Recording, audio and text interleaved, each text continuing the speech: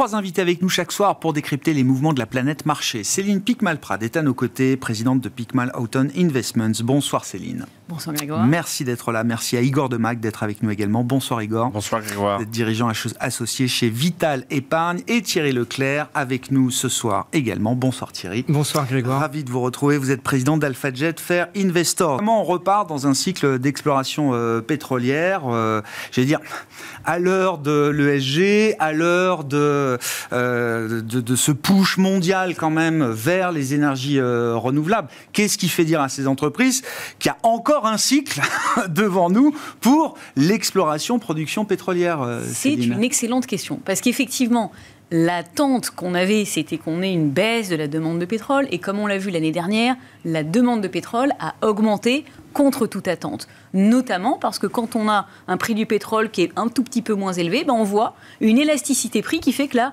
demande repart. Et puis par ailleurs, ce dont on s'est aperçu également, c'est qu'il y avait toute une partie du monde qui est les pays hors OCDE, qui sont en train d'accéder à la société de consommation, et un Chinois, il consomme 5 fois moins d'énergie qu'un Américain, un Indien, 15 fois moins. Eh bien, quand on a une augmentation du PIB par habitant dans ces pays-là, c'est très bien, mais ça veut dire qu'on a une augmentation de la demande d'énergie. Une augmentation de la demande d'énergie à laquelle on va répondre par différentes sources d'énergie, dont en partie des énergies comme le pétrole ou le gaz dans un premier temps, avant bien entendu qu'on soit tous en train d'avoir de l'énergie qui vienne du renouvelable demain. Mais on n'y est pas encore, et donc on a toujours de la demande. Il faut aussi savoir que 30% de la production d'énergie dans le monde aujourd'hui vient encore du charbon, et on est tous d'accord pour vouloir baisser la part venant du charbon, et quand on baisse le charbon, la conséquence, c'est qu'en général, on passe dans un premier temps par le gaz. Et énergie de transition, identifiée comme telle en tout cas. Mais donc qui demande des dépenses d'exploration. Donc c'est ça qui est quand même très intéressant. Et d'où est-ce que ça vient ? Ça vient de l'international, ça vient notamment des pays arabes. Parce que malheureusement, effectivement, nous n'avons pas tous, on parlait des agriculteurs tout à l'heure, mais dans le monde, on n'a pas tous les mêmes contraintes. On a beaucoup de contraintes au niveau ESG dans certains pays. Il y a des pays où on a moins de contraintes. C'est un bon sujet quand même, puisqu'on est parti sur l'ESG, je vous offre l'occasion de réagir, Igor. L'ESG, c'est le monde tel qu'on voudrait qu'il soit. Et il y a évidemment beaucoup d'intérêt à avoir des objectifs et puis des idéaux. Et en fait, les marchés financiers et l'économie, c'est le monde tel qu'il est. Et il y a 3 exemples qui me paraissent intéressants de noter sur cette divergence, dichotomie entre l'idéal de transparence qui aujourd'hui est beaucoup plus possible grâce aux données et à la virtualisation de l'économie, mais c'est la Norvège, c'est soi-disant le pays le plus ESG. Donc c'est un pays qui a fait sa fortune avec le pétrole, et c'est un des très rares pays qui pratique la chasse à la baleine, qui est une espèce en voie d'extinction, qui est la baleine, le symbole chez quasiment la plupart de toutes les grandes organisations de défense de l'environnement.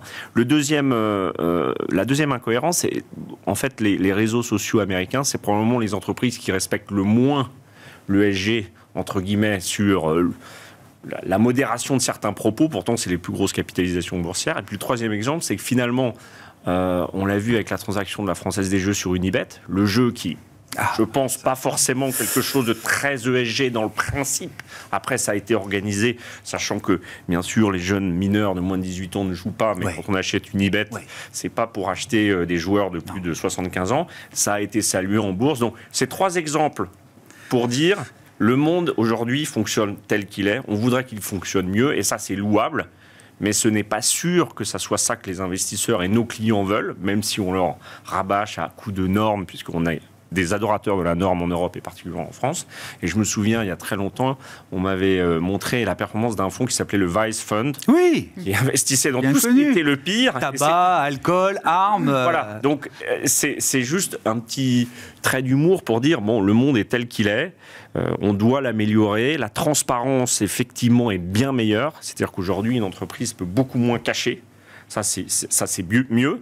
Mais vous avez le monde du non-côté qui attire d'énormes masses d'argent qui, lui, n'est pas soumis à ces règles. Hein. Ou beaucoup moins, en tout cas. Ça me fait penser à une réflexion d'une gérante ISR, et je la cite puisqu'elle l'a dit ici, Léa Dunant-Châtelet, chez DNCA.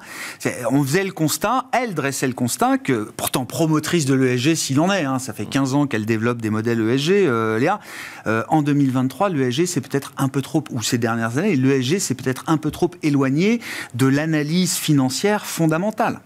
Il y a quelque chose à rééquilibrer peut-être de ce point de vue-là. Ça va tout à fait dans le sens de ce que vous disiez, Céline. Sur le plan presque patrimonial, Igor, ces valeurs intellectuelles, c'est quand même difficile de ne pas investir sur les deux thèmes que sont le capitalisme numérique et la superpuissance américaine. Et en fait, ces valeurs-là en sont les parangons et c'est compliqué de dire à un investisseur, ce mouvement-là, il va s'arrêter parce qu'on le voit dans les autres pays, il y a des déclinaisons d'Apple et des réseaux sociaux locaux, mais en fait, c'est le modèle américain qui fait foi. Et sur le plan de la construction de portefeuille, je pense que les valeurs technologiques sont indispensables. Est-ce qu'il faut aller vers les 7 magnifiques? Est-ce qu'il faut descendre dans des sous-thèmes, la cybersécurité, des mid-cap? Alors, à la taille américaine, c'est super large cap pour nous, mais peut-être qu'il faut être un peu plus fin. Après, je ne pense pas qu'il y ait un risque énorme à avoir quelques grandes valeurs comme ça, parce qu'on a du dividende, du rachat d'actions. Il ne faut pas oublier que les dividendes, c'est 2/3 de la performance cumulée des indices actions sur longue période. Je prends la donnée sur le S&P 500, puisqu'on a un bon recul. Donc, c'est compliqué de ne pas les avoir. Après, elles sont surreprésentées. Représentent 30% de l'indice. Donc, il y a un peu un corner, un déséquilibre, une anomalie.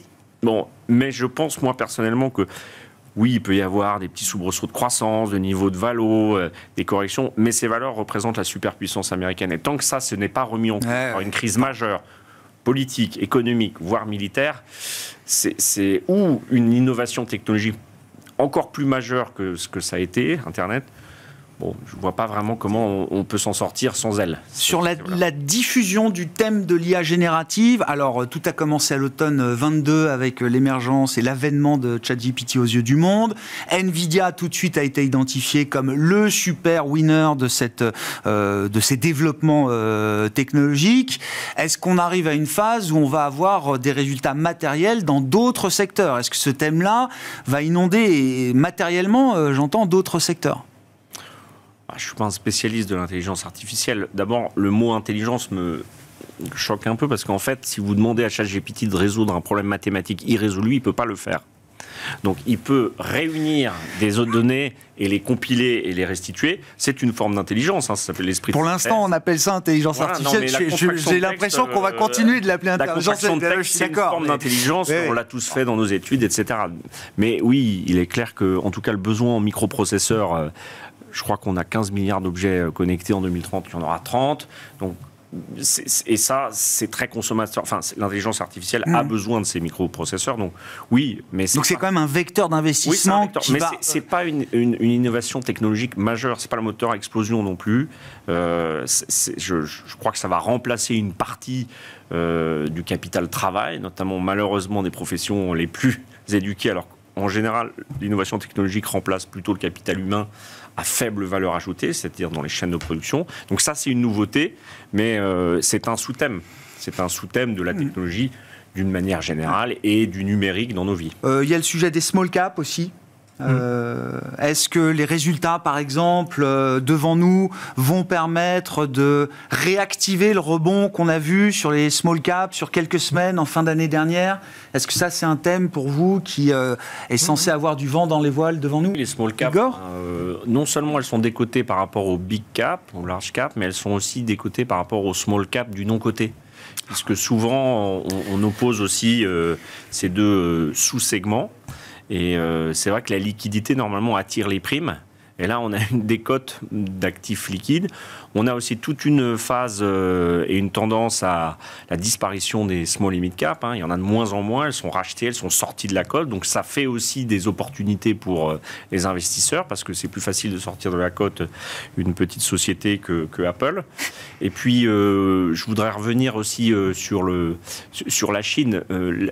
C'est vrai que le monde hors OCDE est une source de financement et de business pour la Chine, mais ces dernières années, la Chine devait représenter 15% des investissements industriels mondiaux, et c'est en chute libre, avec une donnée qui est fondamentale, c'est si vous regardez le nombre d'indicateurs économiques publiés par les Chinois, il est aussi en chute au plus bas, ce qui est jamais très bon, entre guillemets, pour un investisseur d'avoir un cadre qui devient de plus en plus opaque. La boîte noire. Voilà, et c'est ça qui rend difficile l'investissement. Après, des actifs avec de la valeur, de la croissance, il y en a en Chine, ça c'est sûr. Et puis les indices chinois ont tellement sous-performé que évidemment, on est obligé de s'y intéresser, mais il y a ce cadre réglementaire. Enfin, je dis on est obligé, c'est le client qui décide quand même sur ce genre de situation. Mais bon, moi, j'ai vu beaucoup d'investisseurs qui investissaient en Chine, mais qui n'y avaient jamais mis les pieds. J'ai toujours considéré qu'il y avait une opacité même dans la façon de comprendre le modèle chinois. Et pendant 10 ans, on a tiré des chiffres, des croissances. On ne savait même pas si microéconomiquement les profits étaient faits comme chez nous. Donc après, on sait bien que ça a été l'atelier du monde. Maintenant, est-ce que ça sera une zone de croissance interne avec un modèle de croissance interne? Pour ça, il faut un cadre d'initiative privée et de respect du droit privé. Et ça, c'est pas tout à fait le chemin actuel. Cela dit, voilà, il y a des zones de sous-valorisation et on sait pourquoi. Si c'est sous-valorisé, c'est aussi parce qu'il y a des difficultés. Donc, il ne faut pas dire qu'une société, une économie où il y a des barrières ne représente pas un potentiel. Mais... Juste, nous, on a regardé la performance du Nikkei. Ça rappelle aussi japonais, oui, bien sûr. Des vieux souvenirs. Donc, en fait, entre le point haut, c'était à la toute fin, vraiment, 89. Et, quasi 40 000, c'est ça? 39 000 et quelques? C'est ça, j'ai plus le niveau. Oui, 39-40, quoi. Et son point bas, 2 ans et demi plus tard, on avait perdu 60%. Et c'est exactement la perf qu'on du a. MSCI China. Du MSCI China, on a fait moins 60%. Par contre, qu'est-ce qui s'est passé dans les années qu'on suit? On a eu des très forts rebonds du Nikkei sur certaines périodes très courtes. C'est possible que ça soit le même schéma. Après, il faut jamais... c'est vrai, c'est ce que disent les spécialistes. Aussi, quand on redézoome encore un peu plus, le point bas a été atteint en 2003, en avril 2003, et on a fait moins 80% par rapport au plus haut donc de début 90. Donc moins 80%, moins 60% de manière très violente, des rebonds, et puis une dernière phase de baisse. Donc est-ce qu'on a ce scénario-là? En tout cas, il y avait aussi un problème sur l'immobilier. On en démographique, etc. Il y a certains ingrédients qui sont en place. Et en tout cas, oui, on peut regarder le marché chinois pour faire tactiquement, je pense que c'est pas idiot. Après une baisse de 60%, là, franchement, c'est vrai que c'est quand même très sévère. Il y a beaucoup de mauvaises nouvelles qui sont dans les cours. Par contre, de faire un investissement long aujourd'hui, c'est peut-être plus difficile. Merci à vous trois. Merci d'avoir apporté ces différents éléments d'analyse autour des marchés ce soir. Céline Picmal-Prade, Picmal Houghton Investments, Thierry Leclerc, AlphaJet Fair Investors et Igor Demac, Vital Épargne étaient les invités de Planète Marché.